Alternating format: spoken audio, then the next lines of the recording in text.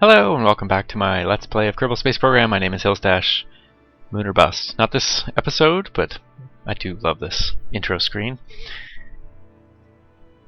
And let's see, we got a lot of junk on the go. But I have something new and exciting. No, clear the pad. Is it gonna let me? Ah, yes. So something that I've been neglecting. Not that it's necessary, but perhaps the name of my ship, the Hertz 1, will give away part of what it's for. I was hoping to... Okay, well, let's first of all, what is it? It is a deployer of small little satellites, communication satellites, to be honest. Cute little ones. Yeah, 8 of them, which is pretty cool, and don't need a whole lot to get it up into space. So it's a pretty standard asparagus stage there. What did I want to say? Hertz. So Hertz is the name of the ship. The original. Am I losing energy here a little bit? The original discoverer of radio waves, James Clerk Maxwell, predicted them, and I believe it was Hertz, Heinrich Hertz, who discovered definitively radio waves. So I've already used Maxwell for a ship name, so I'm going with Hertz for this one, which kind of makes sense because Hertz is a measure of frequency, which is something very important in the electromagnetic spectrum when you're talking about things like that. So it's a nighttime now. I don't want to do a nighttime launch. No one likes nighttime launches, right? And I don't know what I'm thinking for destination. We got to get some of these to Duna. We got to get some to Jool. Since we have an actual mission in Jool, I think I'll try to head there first. Just accelerate this along. There goes the moon. I may leave 1 or 2 in orbit around here. I don't know. Each of these has about 600 meters a second delta V on their own, so that's all they have, and then they're floating. Also, another thing, this is the first of attempting to not leave so much crap in orbit. Yeah, much like our own orbit around Earth. My orbit, I don't want it to get too bad. It's not too bad right now. If you remember my previous 0.17, I'd done the essentially I shot missiles at a space station simulation, since we didn't have space stations yet. And yeah, massive amounts of debris in orbit. I know there's the persistence thing that you can take away the debris. I don't like that. I like keeping things the way they are, not having the game delete things for you is kind of cheating. That's why there's so much junk still all around my launch tower here. Okay. Anyway, so this should very easily be able to get to orbit. Look at these numbers. Oh, one thing I wanted to do. You'll see when I get to orbit how this will get back, but I do need to. Obviously, there's docking ports involved. Is one thing. Disable crossfeed, because otherwise it'll try to take fuel from the top stage, and I'll have to spend time refueling it, which is annoying. Or worse, I will forget to refuel it and have to redock them, or it'll be too late, and this one will gone away. Anywho, let's have a launch. Can do a fairly strong. There's no Kerbal story about G-forces or anything, so we can do it fairly aggressively at the beginning. So here we are, the Hertz 1 in 3, 2.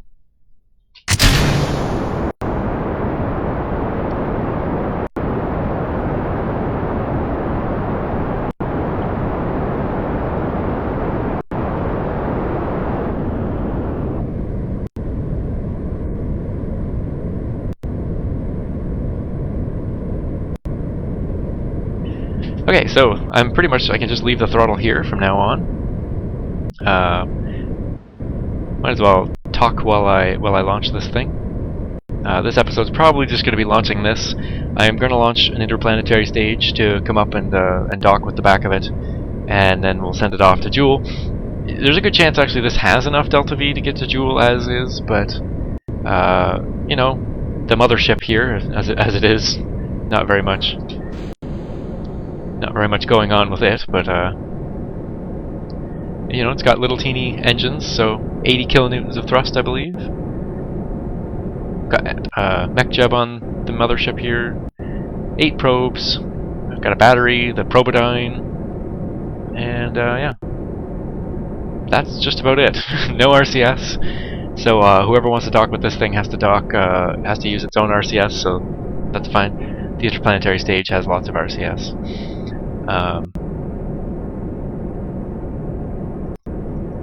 Yeah. So what else has been going on? So yeah, if you watched the video earlier in the week, I mentioned I'm in the middle of a course at the moment. It's a little stressful, gotta be honest. It's yeah, the emergency first responder course. You know, it's I liken it to the number of times I've taken first aid in my life is many times through various things I've been involved with, the scouting movement. I was in the Navy Reserve for a while. I had to take it a number of times there. And let's see. Actually, we can probably be a little more aggressive on the turn. Yeah, so anyway, I've taken first aid a number of times. Every time I take first aid, back then it was like, yeah, maybe someday I might have to use this. You never know, it could happen. Whereas the first responder stuff, now that I'm with the fire department, it's like, yes, I am definitely going to use many of these things. It's kind of scary to think about it that way. You know, you're putting neck braces on people, you're giving them oxygen, treating them for, you know, collapsed lungs and various things like that. It's very... There's a lot to remember in this. You know, it's a 40-hour course. But anyway, I'm certainly not complaining. I'm really enjoying it, and not that I want people to get hurt, but I'm looking forward to you know, being able to be a help as well, to help people out. It's one of the most rewarding parts of this this job is just the helping people out part. Whoops. I'm not really paying attention. I've got to really... Don't want to go that much higher up. Got an apoapse there already of... let's see. Oh, let's go 0 and then can we... let's go no, -5 maybe. Do a little bit of burning here still.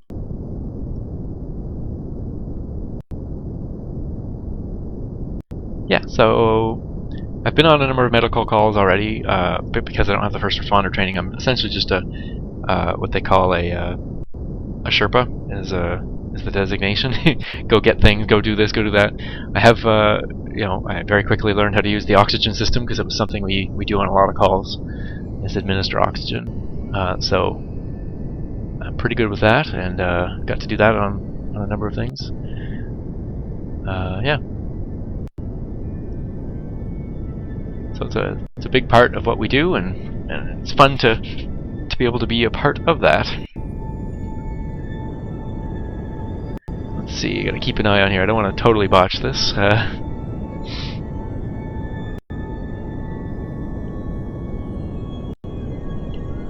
So what am I shooting for here? 85 kilometers or so would be nice. Gonna drop these off. They'll go back into the atmosphere, and then this stage has got more than enough to get us into space and far beyond if need be.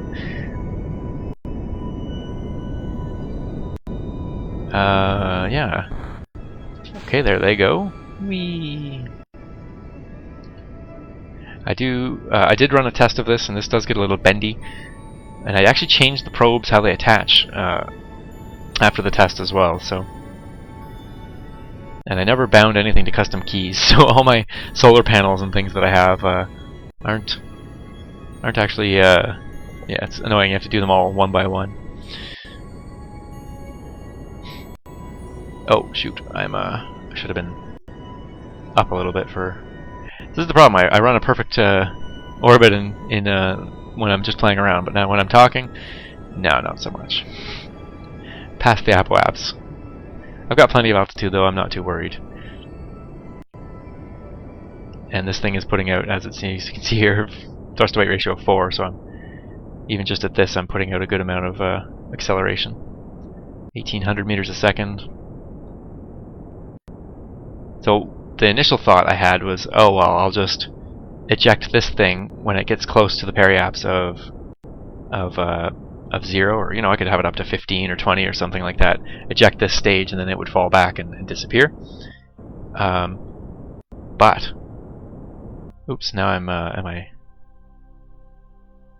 Where is my apoapse gone? Oh, it's still out behind me. I hate these orbits when it's like that. It's annoying. I don't know really which way to point, but oh well. So we'll have a bit of a crappy orbit. Get the periapse up. Yeah, it doesn't matter if it's eccentric or not, this orbit. So I'll just get it just up into the atmosphere.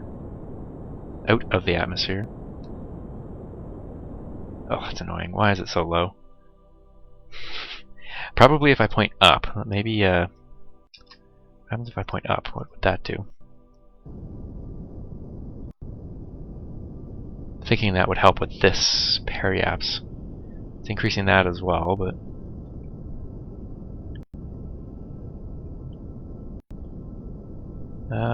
yeah. Could probably keep pointing. What if I point more that way? This actually brings my apoapse down, and this up. Now here's one problem though, is that I'm almost already there, so it's not going to really... There, I've just passed it. So that's all I need to do. Terrible, terrible orbit. This is one of the worst ones I've done in a long time. That's what you get for talking during the orbit. That's why I do typically fast forward through the orbital insertion stage, and I don't talk through it. So that's what I'll blame that on. So let's get some solar panels out.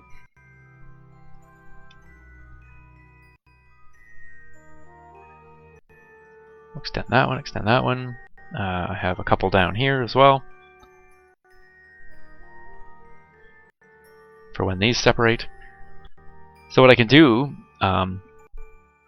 this is the plan anyway, this is going to be, I guess, the episode, is I can decouple, hoping everything is ready.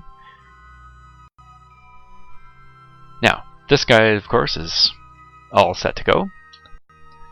This one here now, I do not have any RCS on it either. Oh, you know what I can do then is just... I can activate these engines. There we go, a little bit of thrust. Now this here, look at how much fuel is in it. So for one thing, I could leave this in orbit. Someone else can come up and get some fuel off of it at some point. Or what I was thinking is it's got the parachutes as well. I want to deorbit it. So that's what I'm going to do for the rest of this episode. You should not be under any acceleration. Okay, let's go. So the Hertz probe, is that what it's called? I don't even know. The Hertz probe and the Hertz 1. I guess we have to redesignate some of these, but let me think let's see what happens if I do this at the apoapse. Where would that put me down?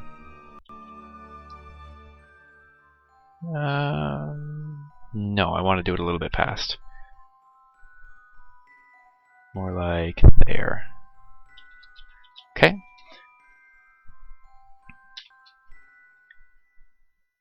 Now, this is one issue with this thing, is it does not have a lot of control. So we'll just we'll do it this way. There, it's got tons of control at 4 times speed.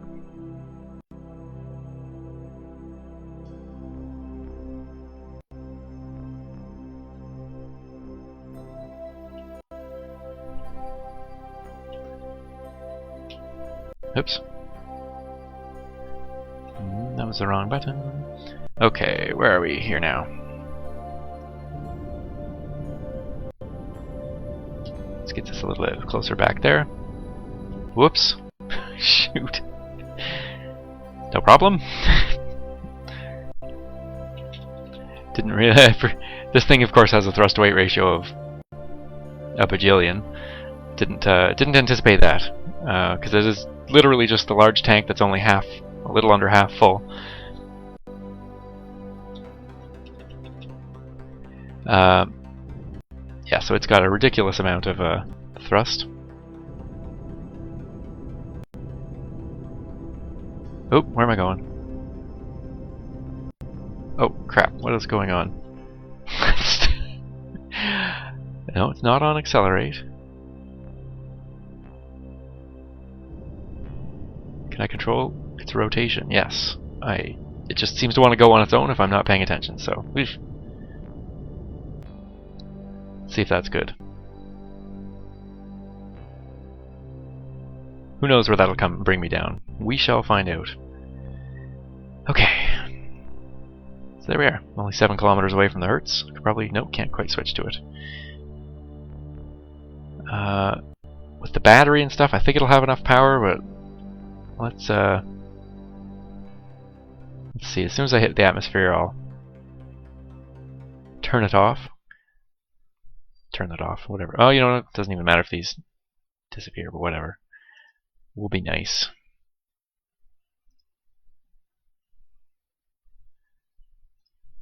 Okay, good. Okay, those are away. How does it look like for where we're coming down? Oh, right there. The globe rotated, so it's yes, a little bit messed up that way, but this is always a learning experience to figure out where you're coming down, and to watch this thing spin uncontrollably for some reason. Okay, starting to get some atmosphere interface. I think I'm coming down way before. Will we even make land? Probably not. Unless I take drastic measures.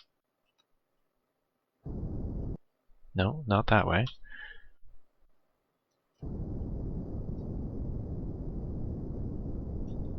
Can't hold on to it.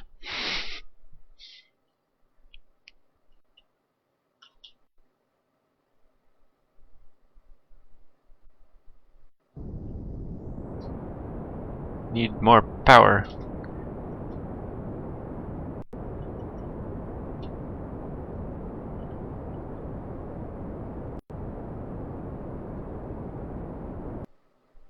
How about that? Nope. Not enough. Oh well. Try again. Here we go.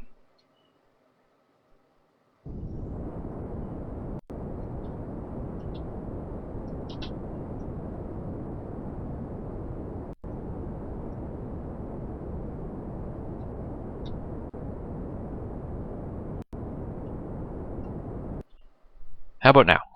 Maybe now. We may have enough. Was I actually going back up? I actually was going back up. That's pretty impressive. Has anyone done the calculations on what the thrust to weight ratio of this weight ship will be? You know, everything up here is almost negligible. This is the battery. We might weigh a little bit, but yeah, fairly negligible for everything else.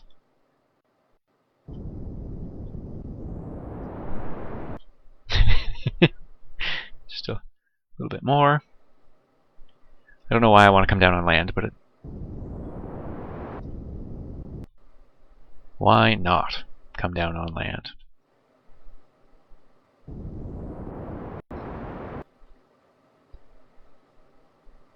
Okay. Oh. Telephone.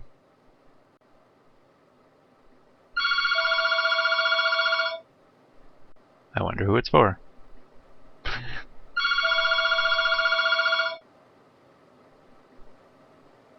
Okay, here we go.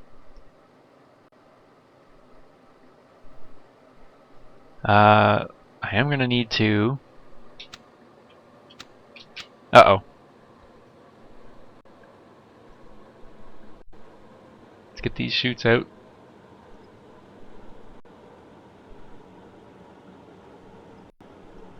I need to get them out. Which one's not out? This one. This one. There we go. Now I need to slow down as well before we get to the ground, but I gotta time that a little bit. Don't want to waste fuel. I should have put some 2 drogue chutes on. Oh, I guess they're kind of the like top mount ones, though they're not this radial side mount.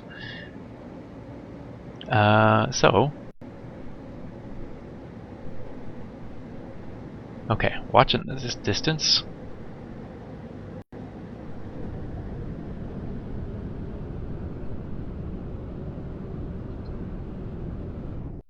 Yeah, there we are. Now fast forward. Can't hit the ground at 10.4. I think that would kill this engine. But I don't need a whole lot of power there we are.